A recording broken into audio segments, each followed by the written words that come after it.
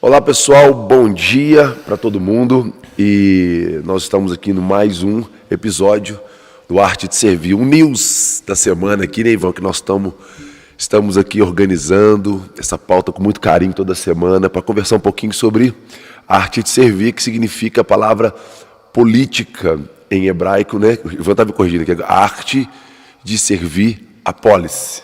Polis, no grego. Polis, no grego, que significa a palavra política. Então é importante a gente entender que política não é corrupção, política não é arte de se servir, política não tem a ver com corrupção, política tem a ver com a arte de servir o bem comum, de cuidar daquilo que é de todos. Então nós estamos querendo restaurar o que significa política. Esse news, todas as quintas-feiras, 9 horas da manhã, serve para isso, para a gente poder conversar um pouquinho sobre o real significado da política e falar de algumas pautas nacionais numa perspectiva, com uma cosmovisão correta das coisas, enfim, pensando de fato no que é comum e não no que é apenas privado ou do indivíduo especificamente. Então, bom dia, Ivanzão. Vamos que vamos, mais um Arte de Servir? Vamos lá, Cacá. Vamos servir, né, aos nossos amigos, as pessoas que nos acompanham, também com essa arte, né? Que é a política, o diálogo, né? A restauração desse princípio, desses valores. E esse podcast, humildemente, quer dar a sua colaboração em relação a isso. A gente quer aqui trazer também opinião e um debate, uma visão diferente sobre os principais temas e acontecimentos da semana. E é muita coisa que acontece na semana, né, Cacá? Então a gente acaba tendo que destacar alguns pontos aqui, que tem conexão também com a nossa vida, com aquilo que o Cacá já faz, com aquilo que eu já faço, com as experiências que a gente tem, para poder colaborar também, né, com a sua formação da sua opinião sobre esses temas. Cacá, hoje nós temos aqui destaques, né, mais uma vez, sobre segurança pública. Acho que é um tema que está muito forte em evidência no Brasil, né, nos últimos anos, e está demais agora também, principalmente chegando no período eleitoral, uma das grandes dores da sociedade brasileira. Vamos falar um pouquinho também sobre eleição e democracia. Sim. Né, uma pauta que tem se surgido muito forte nesses últimos dias, de novo, né, é a questão da defesa da democracia. Sim. Falar um pouquinho sobre sustentabilidade e a questão de prevenção ao uso de drogas também. E vamos lá? Vamos lá. Nosso debate? Vamos embora, Cacá, Ivan. uma notícia que chocou a sociedade de Belo Horizonte, né, e metropolitana essa semana, e que tem a ver com esse primeiro tópico aqui de segurança pública, foi a morte do motorista de caminhão Anderson Cândido. Uma morte assim, numa coisa estúpida, né? Que talvez a palavra que me vem à mente aqui, onde num desentendimento de trânsito, coisas que podem acontecer com qualquer um de nós que é motorista, né? Um delegado da Polícia Civil se achou no direito, no dever, sei lá o que passa na cabeça de um cara desse, de depois, né, supostamente ter tomado uma fechada no trânsito, de dar um tiro contra o motorista de caminhão Anderson Cândido, né, que teria o fechado no trânsito. Ele simplesmente foi lá, diz ele que em legítima defesa, deu um tiro e matou um cidadão, trabalhador, dirigindo seu caminhão para levar o sustento de cada dia para sua família, para o seu filho. Então alguém ficou sem pai, alguém ficou sem esposo, alguém ficou sem um filho, né? Sem um irmão, numa briga de trânsito. E chama a atenção que é um policial civil. Então, de certa forma, uma pessoa que, entre aspas, teria um preparo para ter uma arma, né? Um preparo de treinamento, Sim. Um preparo talvez psicológico para ter uma arma. E aconteceu o que aconteceu. Nós falamos algumas vezes já na semana passada sobre essa questão do aumento, né, do número de pessoas que hoje têm o porte de arma, ou a posse, né, de arma, tem essa diferenciação. Mas essas pessoas, esse aumento do número de pessoas com porte ou posse de armas, essas pessoas estão longe de ter um treinamento para ter uma arma, como um policial civil. Então, quando a gente vê um policial civil, um delegado da Polícia Civil acontecendo o que aconteceu, me vem um receio muito grande sobre o que, no volume, pode acontecer com esse crescimento de número de pessoas com porte de arma. Outro dia desse a gente viu no Rio de Janeiro uma coisa assim, terrível, há cerca de um ano atrás. Um cidadão negro chegando no seu condomínio, enfia a mão na mochila para tirar a chave de casa. Um outro rapaz, um senhor com a sua arma na cintura, achou que aquele homem que estava chegando ia puxar uma arma de dentro da mochila, sacou o revólver antes e matou o cara. Né? Então, eu tenho muito receio que no volume de quantidade de gente armada daqui e dali, isso comece a crescer e ficar até natural para as pessoas. Morreu mais um, morreu mais outro, estava defendendo sua família. Meu Deus, me assusta muito isso, Cacá. Queria saber o que você pensa sobre isso. Envolve questão de segurança pública, envolve essa questão do aumento, né, do número de pessoas armadas, né? E envolve essa questão de segurança, de políticas públicas de segurança. Então, Ivan, eu claramente não sou armamentista, né? Eu não sou a favor do armamentismo, né? Eu acho que o Brasil está batendo recordes agora de suicídio. Nós estamos batendo recorde de problemas relacionados à saúde mental, emocional, psicológica, uso abusivo de álcool e drogas. Nós estamos no momento em que a sociedade está extremamente estressada. Se você for ter uma visão de causa, se você for ter uma visão de uma questão que vai além do sintoma que nós estamos percebendo social, que é a violência. Por exemplo, um policial, ele saca uma arma e mata um caminhoneiro por uma discussão de trânsito. Então, a gente percebe, tipo assim, que o nível de estresse, ele está num grau muito alto. Eu não tenho certeza que a forma, Ivan, da gente enfrentar a questão da segurança não é armando. É provado que você estando com uma arma, até mesmo quando você vai ser assaltado, estatisticamente falando, a probabilidade de você morrer, o assaltante morrer, é muito maior do que se você não tiver armado. Então, o armamentismo hoje, essa pauta, né, que está sendo fomentada no Brasil, o número de pessoas que estão se armando. Essa semana também a gente viu que essas políticas armamentistas no Brasil, né, que é o CAC, né? Isso, o CAC é o termo dado a quem tem o certificado, a autorização, né? Essa semana a gente viu também que um grupo do PCC, né, teve acesso a armas com poder de fogo absurdo, né? Porque o tráfico de drogas, ele é muito articulado. O tráfico de drogas no Brasil, ele já tem status de uma máfia. Então ele está na política, ele tem todas as áreas da vida, né? São empreendedores, são pessoas com um potencial de investimento muito alto.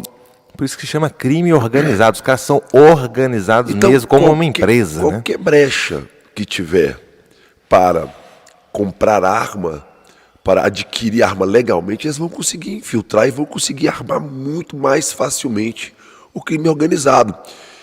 Eu lembro de uma fala do Marcola, Ivan. Então, essa arma, que teoricamente, essa facilitação, né, do acesso à arma, que teoricamente seria para proteção, ela está sendo um tiro pela culatra, né? Eles estão usando dessa ferramenta para conseguir mais facilidade de ter acesso a armas para cometer crime. Ivan, você é um pai de família. Eu sou um pai de família. Você tem muito a perder. Você tem muito a perder. Você tem seu futuro, sua família, seus filhos. Você tem uma estrutura que você quer proteger essa estrutura. Você acredita que você precisa de segurança. É um direito constitucional você ter segurança. Só que uma vez eu vi uma fala do Marcola que é interessante. Ele falando para um juiz, falou assim: olha, para vocês a morte é um drama. Na beira da cama de um hospital. Um drama muito, muito grande, porque a morte é um drama. A gente não quer perder nossos entes queridos, nós não queremos perder nossos filhos. Só que ele falou assim, para muitos de nós que estamos no tráfico de drogas, a realidade da guerra das drogas, a guerra dos grupos que estão ali lutando contra o outro, até mesmo com a polícia. Ele falou assim, para a gente a morte é como um presunto na vala. Então, é muito interessante a gente fazer uma análise. Será que realmente essas pessoas que estão se armando, pensando que estão se protegendo, têm disposição de fato, para sair atirando numa guerra armada contra pessoas que estão vivendo na cena, na tensão? As pessoas das comunidades, as pessoas que estão envolvidas com crime, eles estão atirando todo dia, eles estão na tensão, no uso da arma ali, diariamente. A polícia, inclusive, Ivan, a igreja tem adotado essa política armamentista, né? Inclusive, essa semana passada no Espírito Santo, o símbolo que apareceu no meio de uma marcha para Jesus, patrocinado por uma empresa de armas, que colocou um monumento enorme, que uma arma, um 38, né? Coisa horrível. Que é uma coisa horrível, vai contra as Sagradas Escrituras, vai contra a Bíblia, que fala que quem deve estar armado é o magistrado. É aqueles que têm autoridade para te dar a garantia da segurança da sua família.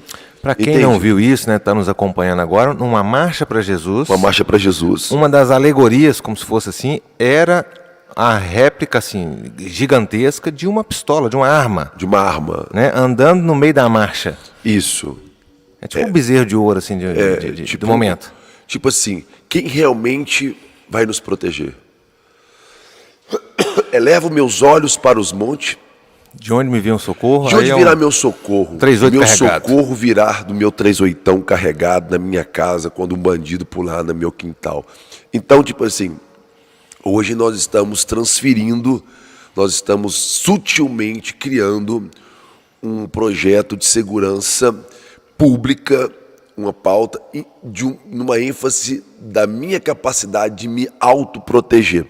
Eu acho que isso é um dos resquícios, talvez, de uma linha mais extrema da direita, do neoliberalismo, talvez, que é o excesso de proteção do capital.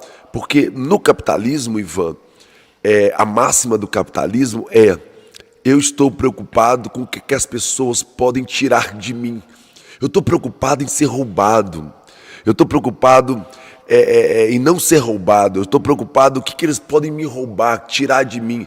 Já numa ênfase social, a gente entende que muitas pessoas nem têm o que ser roubada, né? O nível de pobreza é tão grande, enquanto uns estão criando muros, se armando para proteger o excesso, como diz a Bíblia sobre o rico insensato, né? Eu enchi os meus celeiros, estou com meus celeiros cheios de comida, cheio de cereais, e agora eu posso deitar tranquilamente, porque agora minha vida está garantida economicamente, agora eu tenho paz, né? Uma paz fundamentada na minha segurança econômica. Aí o Jesus, ele fala assim: insensato, mal sabe ele que essa noite eu pedirei a sua alma, e para quem ficará? E para quem ficará tudo que ele acumulou, né? Então, nós temos visto que enquanto muitos estão preocupados, poucos estão preocupados em proteger o muito que tem, muitos não tem nem o que roubar. Então, nós estamos vivendo um momento em que a solução que nós estamos dando para a segurança é armando, é na violência, é protegendo na bala, o que é meu, ao invés de nós estarmos nos preocupando o que é nosso, a diminuição, né, da violência, mas não só a violência armada, mas da violência da fome, da violência da exclusão, do preconceito, da violência da não moradia, né, na violência da ausência da educação, na violência da insegurança alimentar. Essa violência, todos os dias de manhã, na casa de milhares e milhões de pessoas no Brasil, que não têm o que comer, que os seus direitos não estão segurados pela Constituição. Hoje, ao invés de a gente estar tentando aumentar a mesa para ter mais comida, nós estamos aumentando os muros para proteger o que poucos acumulam de muito que tem. Então, Ivan, o que eu quero falar com você é o seguinte. Nós estamos vivendo um momento muito tenso. Muito tenso. Nós temos que considerar os fatores, as causas da violência também. O medo, o pânico. As pessoas estão em depressão, tendo borderline, tendo pânico. As pessoas estão tensas, estressadas, inseguras. O nível de psicotrópicos que estão sendo ministrados para as pessoas, para dormir, para acordar, para trabalhar. Isso tudo está aumentando, Cacá? Tudo está aumentando assim absurdamente. O número de pessoas suicidando, o número de pessoas usando drogas, o número de pessoas com... Porque a pessoa hoje ela não mata para ter segurança, ela mata de medo. O medo me leva a matar. Então a gente tem que entender também... Esses dois casos mesmo que eu te falei, né, não deu nem oportunidade de defesa para o outro, né? No medo do que o cara vai passar com o carro que vai bater no meu, no medo que esse cara vai tirar de dentro dessa mochila dele aí, eu já pá, de uma vez. E é uma questão de defesa de patrimônio, mas também tentam se justificar em relação à questão de defesa da vida, né? Olha para você ver, hoje o termo defesa da família, a gente sempre ouviu esse termo achando que estava se colocando apenas a defesa da família tradicional, papai e mamãe, alguma coisa desse tipo. Hoje eles estão usando o termo defesa da família para justificar o direito de ter uma arma. Eu preciso ter uma arma. Defesa da família hoje também é uma questão A liberdade, eles falam que a liberdade... Só que o grande problema que eu vejo nisso é porque isso está entrando como sendo um modelo de segurança pública, né? Então é uma coisa como se fosse a solução. Como é que nós vamos resolver o problema de segurança pública? Deixa cada um ter sua arma. E, paralelo a isso, não existe uma outra mudança significativa em relação à segurança pública, e você falou dos motivos que geram a ter a insegurança, né, na sociedade. Não se faz um outro movimento em relação a estes outros fatores. Então a gente volta quase como se fosse uma questão da idade da pedra, né? Se a gente for estudar os movimentos de criação das nossas sociedades modernas, as pessoas se juntaram para poder ter a segurança que hoje a gente chama de segurança pública, né? Onde em sociedade se criou as ferramentas de segurança, os exércitos, hoje as polícias, sim, né? Sim. Então, não precisava eu mais defender todas as questões relacionadas às minhas necessidades na sociedade. Isso. Eu produzo isso, você produz aquilo, a gente troca. Você gera segurança pública, eu vou trabalhar com a parte econômica. Não é isso que é a nossa organização sociedade? Então, parece que é meio que um retorno à idade das pedras, né? Onde então, peraí, a segurança agora eu resolvo a minha. Seria maravilhoso se não fosse esses outros fatores que geram inúmeros outros problemas, né? Sim. Como a gente está falando aqui agora, das pessoas até não terem capacidade de manipulação de uma arma, ou mesmo emocional, para poder ter uma arma e aquilo ali ser uma proteção para ela e não ser um novo perigo para aquele que está próximo dela, né? Oi, Ivan, vamos pegar aqui, já que na Marcha para Jesus... e vamos concluir esse... Tá, já que na Marcha para Jesus nós tivemos essa semana passada, uma arma... Deixa eu só fazer a leitura do texto de Romanos 13, que eu acho que o cristão ele deveria se fundamentar em Romanos 13 como um texto bíblico para realmente falar sobre segurança. Todo homem está sujeito às autoridades superiores, porque não há autoridade que não proceda de Deus. E as autoridades que existem foram por eles instituídas. De modo que aquele que opõe a autoridade resiste à ordenança de Deus, e os que resistem trarão sobre si mesmo condenação. Porque os magistrados aqui, né, as autoridades, talvez aquelas pessoas que são autorizadas pelo Estado, pela estrutura, a ministrar, ter poder, né, e autoridade até mesmo para poder estar armados, não são para temor quando se faz o bem, e sim quando se faz o mal. Queres tu não temer a autoridade? Faz o bem e terás louvor, visto que as autoridades é ministro de Deus para o teu bem. Para o teu bem. Então, as autoridades são ministros de Deus para a sua segurança. Para a sua segurança, presta atenção. Entretanto, se fazes o mal, teme, porque não é sem motivo que ela traz a espada. Pois é ministro de Deus, vingador, para castigar o que pratica o mal. Então, Paulo está falando em Romanos 13 que as autoridades, os magistrados, carregam armas. E são ministros de Deus para a sua segurança.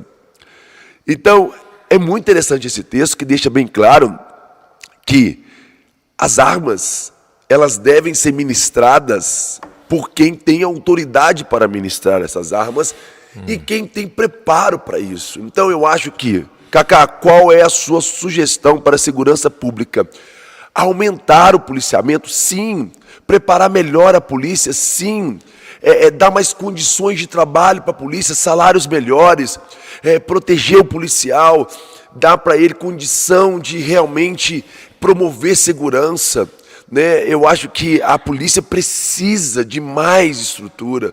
Não é armando a população que a gente vai conseguir trazer esse sentimento de segurança para a população, mas é melhorando o equipamento, melhorando a nossa polícia, realmente dando condições, e não só com armas. Segurança não se constrói com armas. Não é com repressão. Não é só com repressão. Não é só com repressão. É prevenção à violência, é cultura de paz. Se o foco é nas comunidades, é o tráfico de drogas, é o uso abusivo de drogas, é a violência que existe no crime organizado, então vamos trabalhar preventivamente. Porque se existe um exército disponível para o tráfico de drogas hoje, é porque não houve escola antes para poder prevenir, para pegar esse menino antes. Você vem cá, rapaz, eu vou te dar perspectiva de vida, eu vou te ajudar a encontrar um destino digno, que não seja cemitério, cadeia e cadeira de rosa, são os 3 C que eles falam, né? Ou eu fico aleijado porque eu participei de tiroteio, perdi minha saúde física, ou eu estou na cadeia, ou eu estou no cemitério. Infelizmente é uma estatística no Brasil hoje. Então é isso aí, Ivan. Segurança pública se faz com cultura de paz, prevenção à violência e também equipando melhor as polícias, dando condições melhores de trabalho, salários mais justos, estratégias. Perfeito. Né? Então acho que... Muito E bom. só lembrando que o ministro, ele tem posse da espada para a sua segurança. Só lembrando isso. Hoje, o magistrado, aquele que tem autoridade, o policial, os órgãos de segurança, eles estão armados, a Bíblia fala, para a sua segurança. Então, se eles estão armados, você não precisa estar armado. Então, essa seria a máxima aí. O que eu vejo realmente como errado é o Estado meio que assim, terceirizar de novo isso, né? Não estou conseguindo fazer, admito que não estou conseguindo fazer e transfiro para você de volta sua própria segurança, né? Isso aí que Ivan, nos chama muita puxando atenção. uma próxima pauta aí, tá? Assim, será que realmente o Estado está transferindo ou existem outras intenções políticas de armar uma população? Nós estamos num Estado... comerciais, antidemocráticos. Nós estamos vivendo tempos de ameaças absurdas à democracia. Ah, sim, então tá. Aí nós estamos introduzindo aqui Exatamente, realmente exatamente. Será que uma coisa não está ligada à outra? Ivan, você sabe que um dos grandes financiadores da Segunda Guerra Mundial foi aquela marca Smith, né? Foi a indústria das armas. Foi um grande financiador de Adolf Hitler. Então, tipo assim, é interesse econômico para uma marca de uma arma fazer um revólver enorme e levar para uma marcha para Jesus, né? Negue-se a si mesmo, não, é assim, proteja-se a si mesmo, tome a sua arma e siga-me. Será que seria esse agora, talvez a grande chamada da grande comissão? Proteja-se a si mesmo, não é mais negue-se a si mesmo. Tome a sua arma, agora não é mais uma cruz, tome a sua arma e siga-me. Será que a gente está entrando na era, tipo assim, de em vez do cristão estar negando a si mesmo, tomando uma cruz, com o objetivo de morrer pelo próximo, ele está se protegendo do próximo? Será que o evangelho que foi combatido por Thomas Hobbes, que era filho de um presbiteriano, que diz que o homem é o lobo do outro homem, está mais forte do que o evangelho da cruz, que fala que o homem foi criado para amar e dar a vida pelo outro homem? Em outras palavras, será que nós desistimos do amor? Será que a igreja desistiu do amor? Sabe, eu vivo, Ivan, há 20 anos dentro de uma comunidade terapêutica. Já passaram mais de 10 mil, as minhas filhas moram aqui, o meu filho mora aqui, minha esposa, nós moramos juntos com pessoas que estavam na cena do uso, que já cometeram crime. Eu nunca tive uma arma em 20 anos.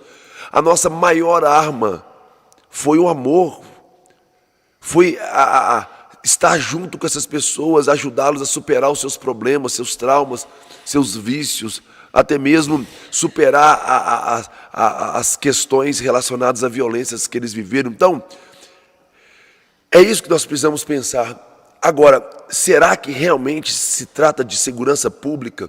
Nós estamos vivendo tempos de ameaça à democracia, tempos em que o capital, o grande capital, em que a pauta mais liberal, mais econômica, ela é mais forte do que a social. Nós estamos nos importando realmente com as pessoas que mais precisam de proteção, de segurança. Então, é isso aí que nós estamos debatendo, Ivan, debatendo esses dias. Que Sim. tipo de política nós estamos produzindo. Perfeito. Ô, Cacá, entrando nessa nova temática sobre a democracia,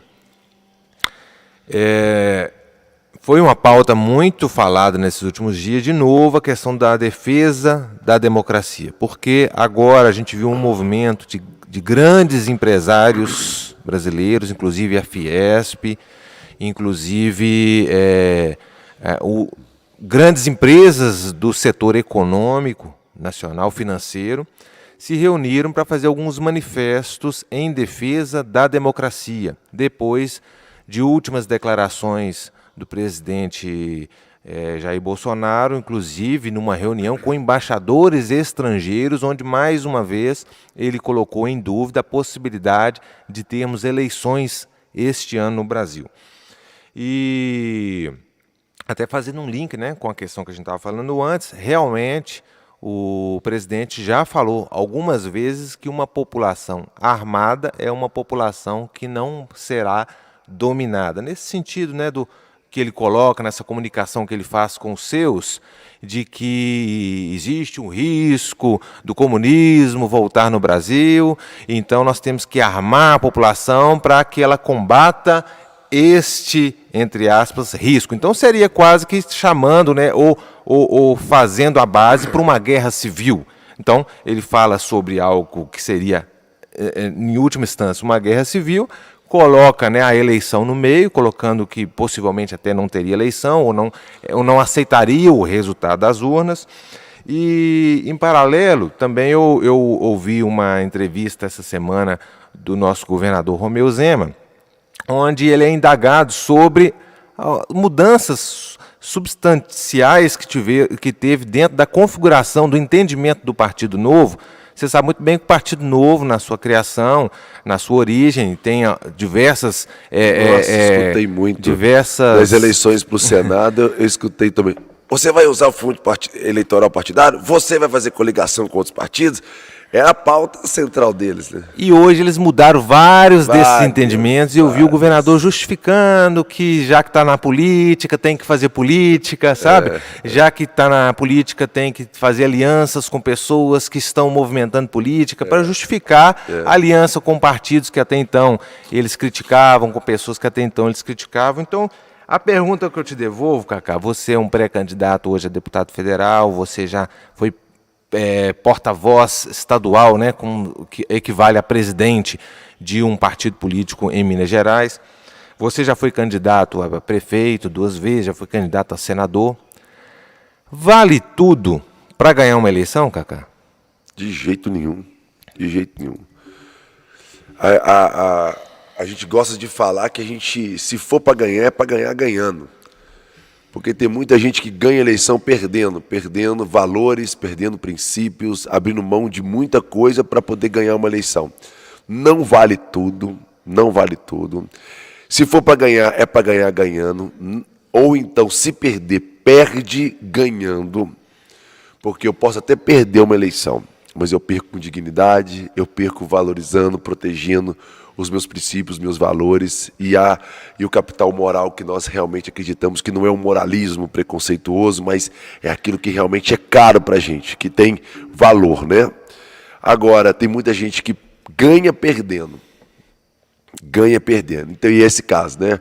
Eu faço de tudo para ganhar uma eleição, mas eu perdi, né? Por exemplo, uma essas questões agora são esses orçamentos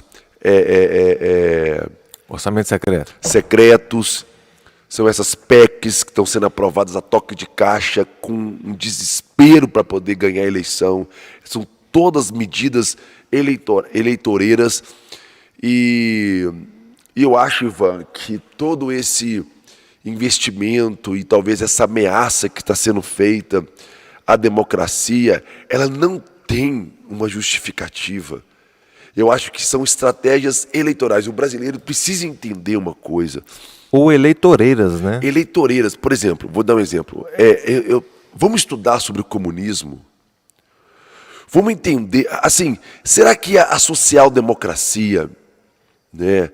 Se nós pensarmos numa social-democracia, numa sociedade socialmente justa, por exemplo, nós estamos falando de comunismo? Será que realmente, na atual conjuntura que nós estamos vivendo no Brasil hoje, você acredita que existem pessoas que querem ter um Estado completamente dominante, que vai tirar tudo de todos os empresários, vai ameaçar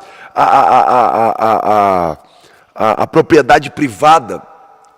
Por exemplo, Ivan, o comunismo, Ivan, é um regime econômico e político que nós vamos, na base da luta armada, tomar tudo de todo mundo, centralizar o poder no Estado soberano e extremamente poderoso, que vai proibir religião, vai proibir as pessoas de produzir, ter liberdade de produção, ter liberdade econômica. Imagina, você realmente acredita que no Brasil nós estamos sofrendo essa ameaça? Eu não acredito, eu não acho que se trata disso. Para mim não se trata de uma ameaça do comunismo. Eu acho que... Então para que esse discurso? O discurso é eleitoreiro. O discurso é porque eu tenho que apresentar o inimigo, eu tenho que apresentar o medo para você. Por exemplo, por que o cara tem uma arma? O inimigo vai pular na sua casa, você tem que estar armado. Então, se eu não tenho uma forma de colocar medo em você, de criar uma prerrogativa para que você haja contra os grandes estrategistas políticos e de guerra, você tem que eleger o inimigo. Se você não eleger um inimigo, como é que você vai justificar o seu investimento no combate disso? Seria porque o medo facilita o controle? O medo facilita o controle, com certeza, Ivan. O medo é a base. Olha, pessoal. Caiu nossa TV aqui. O medo é a base é a base de toda construção, politicamente falando, De modelos de controle, né? nos modelos. Por exemplo, Nimrod. Se você pegar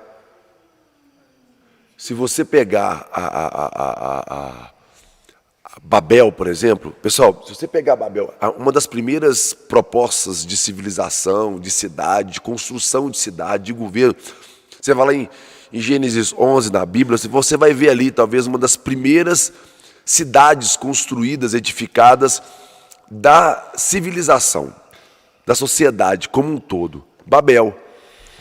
Segundo Flávio Joséfo, um historiador hebreu, escreveu um livro chamado A História dos Hebreus, ele afirma que Nimrod construiu a Torre de Babel e justificou a construção da Torre de Babel por causa do medo de um dilúvio, o medo de Deus, Ivan.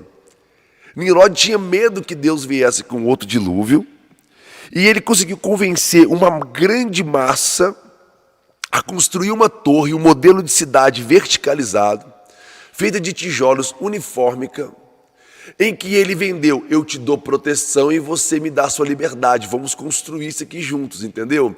Para que o nosso nome se torne célebre e possamos tocar o céu, buscar um tipo de segurança fundamentado no modelo de governo. Então, Nimrod, a base da construção de Babel, a base, o real fundamento ideológico da construção de Babel é o medo da morte. É o medo. Agora, olha só uma conclusão. E só lembrando que Babel é a grande mãe das nações. Por exemplo, a Babilônia veio de Babel, a Pérsia veio de Babel, a Grécia, o Egito, Roma veio de Babel.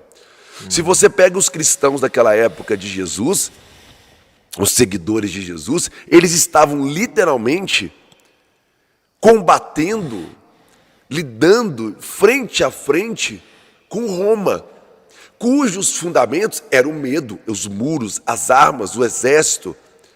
E Jesus, ele vem subverter essa ordem falando, tem um texto em Hebreus que fala que ele venceu a morte e tomou do diabo a chave da morte para libertar todos aqueles que por medo da morte estavam sujeitos a viver como escravos. Então o medo nos escraviza, o medo nos neutraliza, o medo leva a gente a fazer coisas que nós não faríamos se nós realmente fôssemos livres. Liberdade não é ter uma arma na mão, liberdade é você não ter medo da morte, você não estar refém de propostas que te colocam numa situação em que você quer se armar contra o outro em vez de se preparar para amar. Uma vez eu perguntei para uma pessoa que tem um canal no YouTube, que ele é armamentista, eu perguntei se você já atravessou sua rua e foi na favela mais próxima da sua casa, antes de se armar contra aqueles que te ameaçam, você já foi lá tentar prevenir a violência? Você já foi lá abraçar, combater a fome, combater a ociosidade através de um esporte, através de educação? A gente quer nos proteger do outro, mas a gente não quer amar o outro, a gente não quer compartilhar o que nós temos com o outro. Então, Ivan... Por quê? O que ele te respondeu? Ele falou assim, não, eu não preciso fazer isso não, eu estou cuidando da minha vida. Então, enfim, o que eu quero colocar para você é o seguinte assim, será que o presidente da República do Brasil, hoje, seja Lula, seja Bolsonaro, seja qualquer um, seja ameaças, qual que for a ameaça que for colocada, porque o Lula também se retroalimenta do Bolsonaro, o Bolsonaro se retroalimenta do Lula. Enquanto o Bolsonaro está criando um monstro do comunismo, o Lula está criando um monstro do fascismo. Então tem dois lados da moeda aí, estão os dois criando medo para tentar justificar o voto num, o voto no outro. Então o tempo todo. Agora, existem reais ameaças à democracia? Existe. Eu acredito que existe. Hoje, por exemplo, nós podemos sofrer algum tipo de golpe, algum tipo de tentativa de não ter eleição, alguma coisa assim. Pode acontecer? Pode. É passível de acontecer? Sim. Mas nós precisamos caminhar em direção à democracia. Nós temos que caminhar em direção às eleições, né? Nós temos que caminhar em direção à cultura de paz, ainda que esses grupos estão se ameaçando. Nós precisamos trabalhar numa linha política, Ivan, que não está fundamentada no medo de acontecer uma coisa ou outra, porque nessa iminência de medo, nós podemos acabar votando em alguém que nos proteja de uma ameaça, de uma possível ameaça, e não votar naquilo que realmente vai transformar o Brasil. Nós temos que estar atentos a estas coisas, Sim. mas não nos movimentar por causa do medo delas, né? Exatamente. Porque pensa que você vai... Esse cara que viu o rapaz pegando a chave na bolsa, ele pensou que era um assalto, e estando armado, ele pegou a arma e atirou, tirou a vida de uma pessoa e não estava acontecendo nada, não era assalto, não era nada, era uma pessoa chegando em casa. Agora, o voto é um poder que você tem de fogo. E se você arranca a sua arma e vota errado por medo? Dá um tiro, né? Você pode matar uma nação. Você Perfeito. pode tirar a vida e a oportunidade de uma nação avançar porque você precipitou por causa do medo. Perfeito. Então pensa, o voto é uma arma que você tem. Verdade. A maior arma da democracia. E eles querem te colocar numa situação de medo para você precipitar e usar o que você tem de uma forma precipitada. Não faça isso. Se você é um cristão, tenha fé mesmo. Não tenha medo. Pense no outro, não pense só em você, não pense só na segurança da sua família. Pense nos milhares e milhares de jovens que estão morrendo nas periferias. Porque muitas vezes a morte para um e para outro é um drama, mas se tornou infelizmente uma coisa quase que corriqueira nas comunidades hoje. Então, quando você for votar, não vote por medo, vote consciente, vote por propostas, vote realmente em pessoas que estão de fato comprometidos e não ficar criando esses monstros, mas em pessoas que têm tido propostas para poder mudar o Brasil, tanto para a presidente da República, quanto para o Senado, para o governo do Estado, tanto para a Câmara de Deputados, para as assembleias. Vamos fazer um debate, pessoal. Vamos fazer um debate bem feito. Não Cacá, vamos deixar a democracia ser ameaçada por monstros que estão sendo pintados. Vamos lá, Ivan. falando disso, uma pergunta que chegou pra gente, pro podcast, é: você se apresentou como pré-candidato a deputado federal e uma pessoa enviou a pergunta: Cacá, quais são as principais propostas, quais são os seus pilares, né, para um eventual e futuro mandato de deputado federal? Ô, Ivan, a gente vem trabalhando muito em cima disso, né, Ivan? Eu acredito que nós precisamos trabalhar. Olha só, se você prestar bem atenção no que eu vou falar bem rápido, para você guardar isso aí no seu coração. O que eu acredito que nós precisamos trabalhar politicamente no Brasil? Eu acredito numa nação que precisa ser socialmente justa. Se você pensar numa nação socialmente justa, você vai ter que entender que nós estamos falando que eu vou lutar para acabar com a fome no Brasil, garantir segurança alimentar, moradia, direito à educação, à saúde, aos direitos mais fundamentais que a população precisa ter garantido: emprego, renda, alimentação, moradia. Uma nação socialmente justa, ela não vai pensar em outra pauta enquanto tiver pessoas com fome, enquanto tiver pessoas que não têm moradia, que não têm os seus direitos garantidos básicos. Então eu acredito numa nação socialmente justa e culturalmente diversa. Uma das coisas que nós precisamos trabalhar também é o respeito, a equidade. Nós temos que acabar com essas bolhas identitárias. Nós temos que combater essas políticas focadas para grupos específicos de minorias. E nós temos que chamar todos para um bem comum. Nós temos que trabalhar numa pauta de bem comum. Nós temos que lutar por aquilo que é nosso, não aquilo que é apenas seu, dele. Nós temos que entender o que é nosso culturalmente. A questão, por exemplo, da intolerância religiosa. Nós temos que respeitar as crenças, as matrizes e raízes culturais de cada povo, de cada etnia. Enfim, dentro do Brasil é uma nação que tem uma diversidade, milhares de línguas, principalmente de matrizes indígenas ali, né? Então a gente tem que trabalhar com essa diversidade cultural, Ivan, respeito pelo outro, pela opinião do outro e mais, e convergir isso para uma pauta de bem comum.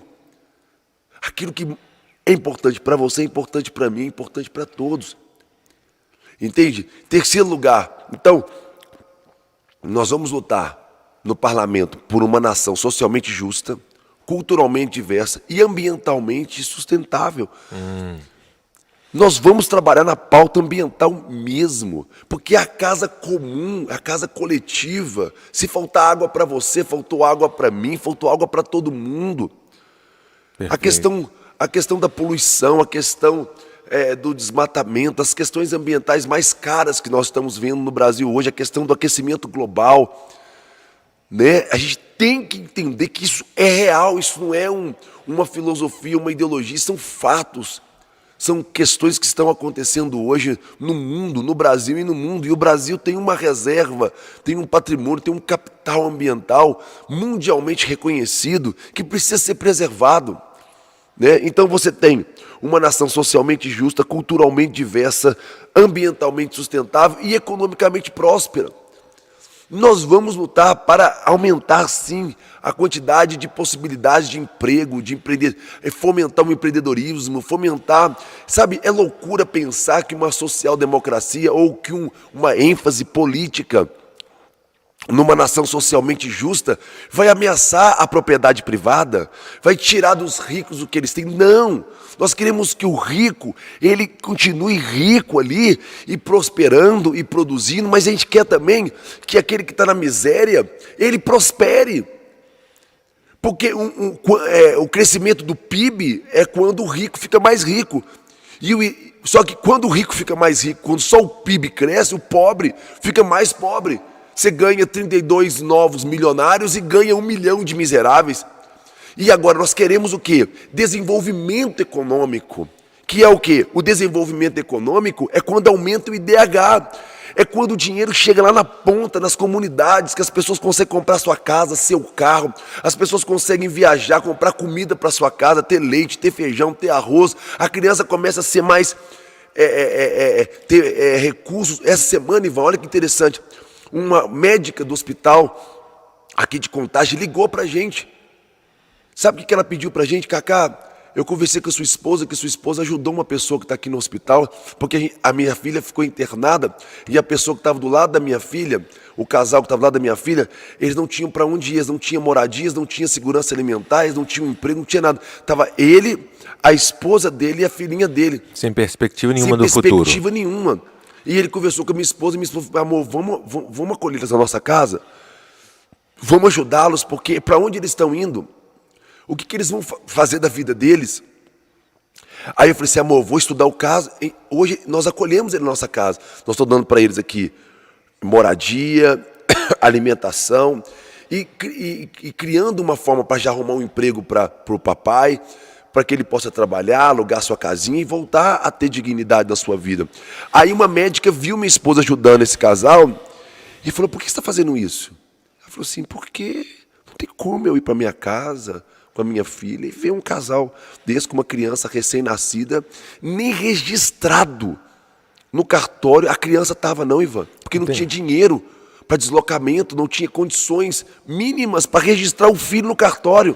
Não tem como eu voltar para minha casa, deitar no meu travesseiro e dormir, sabendo dessa situação. Não né? tem. Aí o que aconteceu? Aí essa semana, essa mesma médica que viu a gente ajudando esse casal, surgiu para ela lá, aqui no hospital de Contagem, uma criança desnutrida, com uma mãe que não tem marido, uma mãe, uma viúva praticamente, talvez de pai vivo, né, de marido vivo, que tem uma doença e que essa doença impossibilita ela de trabalhar.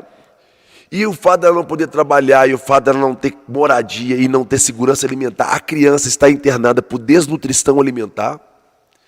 E a médica está assim, eu não posso liberar essa criança enquanto não tem algum lugar que possa garantir que ela vai comer.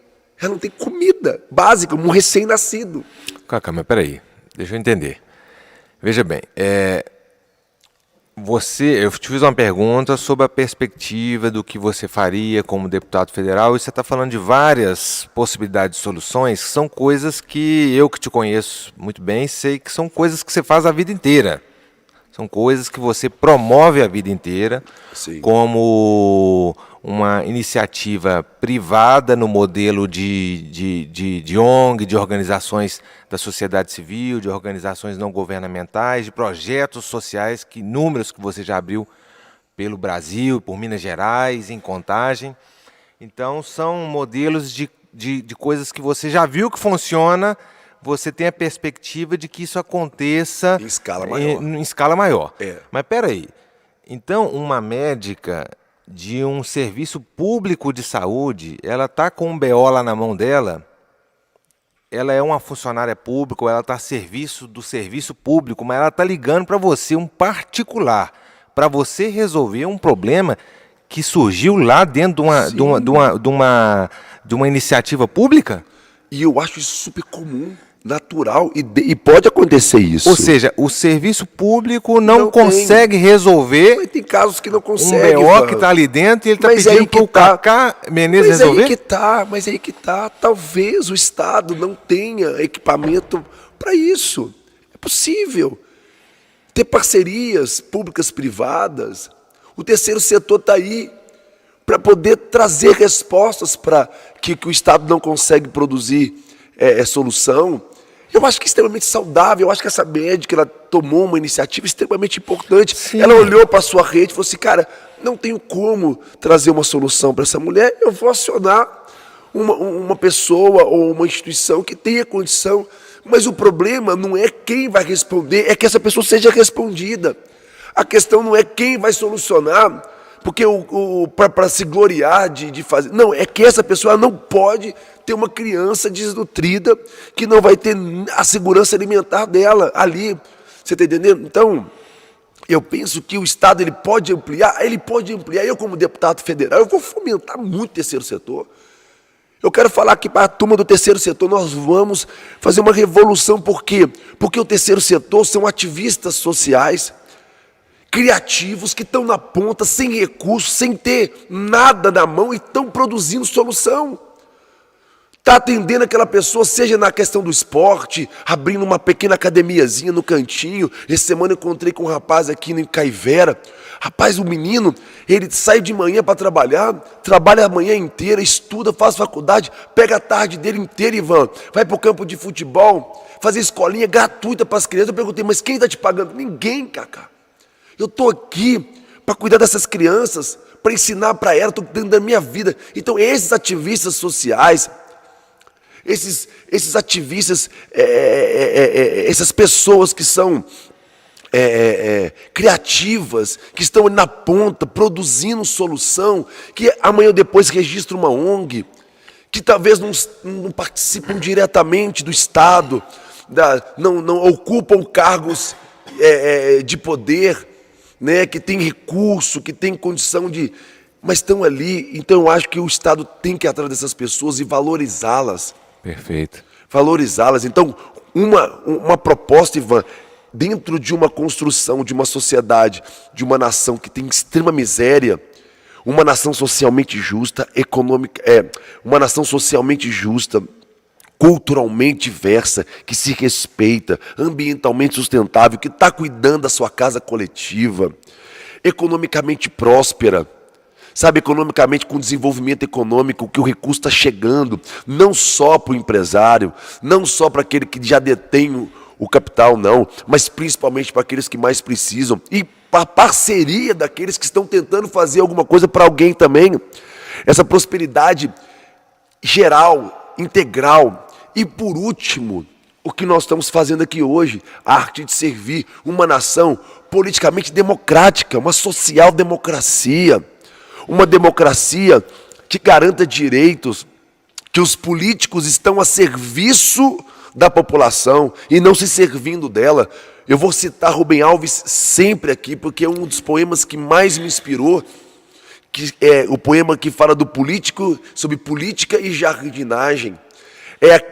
O político por vocação é aquele que está interessado em fazer amor com a cidade, está interessado em cuidar da cidade, que ele tem a cidade como um objetivo de serviço, ele quer plantar um jardim para todos. O político de profissão, segundo Rubem Alves no poema, se você nunca leu esse poema, ele me inspirou muito a entender o que é política.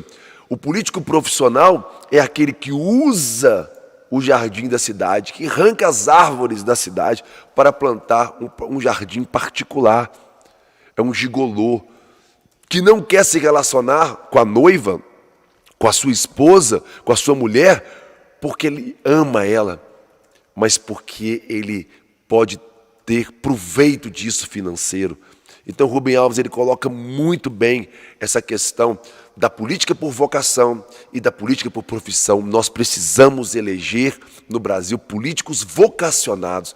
E esse, Cacá, você é vocacionado? Sou vocacionado. Sabe por quê? Eu não estou querendo um cargo eletivo para poder fazer, eu já estou fazendo há 20 anos, eu tenho paixão por aquilo que eu faço porque eu acredito que realmente é uma vocação, é um dever. Agora, ter um cargo eletivo, ser deputado federal, ser qualquer outro, ter qualquer outro cargo de poder na estrutura da nossa nação é para amplificar, é para ampliar, é para dar escala no que eu já estou fazendo há 20 anos. Então é isso que queima no meu coração, Ivan, e que eu acredito que é uma resposta um pouco longa, mas nela tem vários fragmentos do que eu acredito. Uma nação socialmente justa, uma nação culturalmente diversa, ambientalmente sustentável, economicamente próspera e politicamente democrática. É o ecossistema da sustentabilidade de uma vida pública, social, cultural, econômica, ambiental saudável, Ivan. Ótimo. É isso. Nós precisamos trabalhar para ordenar as coisas nesses dias, trazer justiça. Justiça para mim não é ter uma arma na mão e fazer justiça com as minhas próprias mãos. Justiça para mim é reordenar as coisas, é colocar as coisas no lugar que elas deveriam estar, para que esse ecossistema ele trabalhe em prol do pobre, do necessitado, trabalhe em prol daqueles que mais precisam. Então isso para mim é justiça. E se tiver um mandato 2023, se a gente tiver lá com mandato, nós vamos trabalhar incessantemente para o máximo de pessoas possíveis alcançar essa justiça. Ótimo.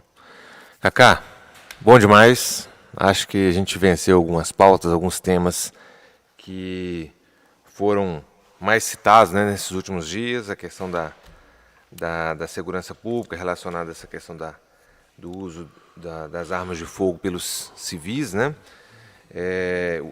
Nesse aumento, a questão da democracia, eleição, sustentabilidade, acabou que você citou bem esse tema agora nessa última fala sua, e esses pilares dessas propostas para um Brasil diferente, né? Uma perspectiva, traz uma esperança. Eu acho que hoje, na política brasileira, a gente precisa muito dessa perspectiva sobre esperança. A gente vê muito o que está ruim, o que está ruim, o que está ruim, o que está ruim, gera uma desesperança, gera uma tristeza, gera um medo, mas a gente precisa muito de uma esperança, de uma perspectiva de que podemos mudar tristes realidades, de que tem modelos que foram experimentados, que deram certo, que podem ser aplicados num volume maior, que podem ser aplicados na cidade, no estado, no Brasil, né? Através de políticas públicas, através também da iniciativa privada de empresas, ou mesmo da sociedade civil organizada.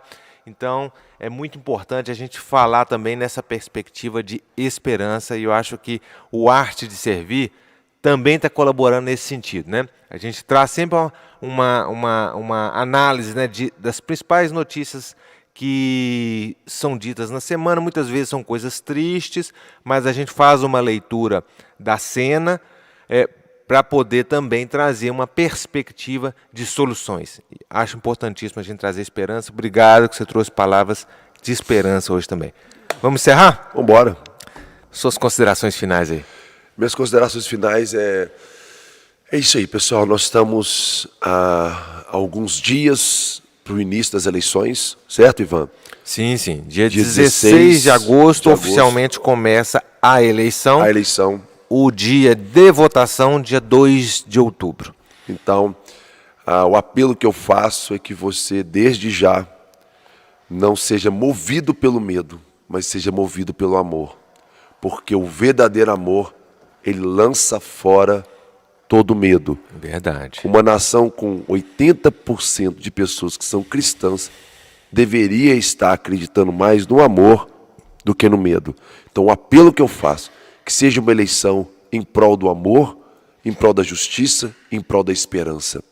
Que nós possamos cultivar essas verdades para a construção de uma nação mais justa, sustentável, economicamente próspera e politicamente democrática. Então esse é o apelo que eu faço.